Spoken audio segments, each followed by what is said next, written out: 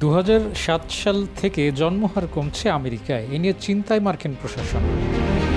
৫০টি রাজ্য নিয়ে একটি ফেডারেল রিপাবলিক ব্যবস্থা যুক্তরাষ্ট্র। বর্তমানে দেশটির জনসংখ্যা ৩৪,৬৮,০০,০০০। যুক্তরাষ্ট্রের আয়তন ৯৫ লাখ বর্গ কিলোমিটার, যা আয়তনের দিক দিয়ে বিশ্বের চতুর্থ বৃহত্তম দেশ। বর্তমানে দেশটির জনসংখ্যার ঘনত্ব প্রতি বর্গ কিলোমিটারে ৩৩.৬ জন। বর্তমানে জনসংখ্যায় বিশ্বের শীর্ষ দেশ ভারত। ১৪১ কোটি জনসংখ্যা নিয়ে সম্প্রতি অনেক বছর ধরে জনসংখ্যায় শীর্ষ দেশ থাকা চীনকে টপকে যায় ভারতীয়রা। আয়তনে বিশাল হলেও সে তুলনায় জনসংখ্যা খুব একটা নেই যুক্তরাষ্ট্রে।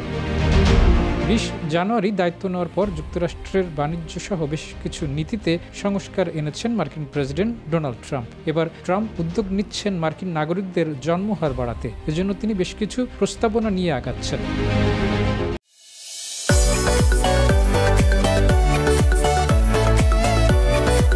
মার্কিন প্রেসিডেন্ট দপ্তর হোয়াইট হাউস জানিয়েছে, নাগরিকদের সন্তান জন্ম দেওয়ার ক্ষেত্রে উৎসাহ বাড়াতে কাজ শুরু হয়েছে। প্রশাসনের উচ্চ পদস্থ কর্মকর্তাদের সন্তানদের নিয়ে সরকারি অনুষ্ঠানে যোগ দিতে বলা হয়েছে।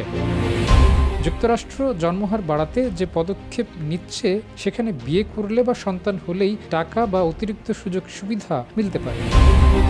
মার্কিন সংবাদপত্র নিউ ইয়র্ক টাইমস এক প্রতিবেদনে এসব কথা জানিয়েছে। যুক্তরাষ্ট্র যেসব প্রস্তাব নিয়ে আলোচনা করছে তার একটি হলো আমেরিকার উচ্চশিক্ষা প্রতিষ্ঠানগুলোতে ফুল ব্রাইট স্কলারশিপ পাওয়ার ক্ষেত্রে বিবাহিত বা সন্তান আছে এমন ব্যক্তিদের জন্য ৩০% আসন সংরক্ষণ করা থাকতে পারে।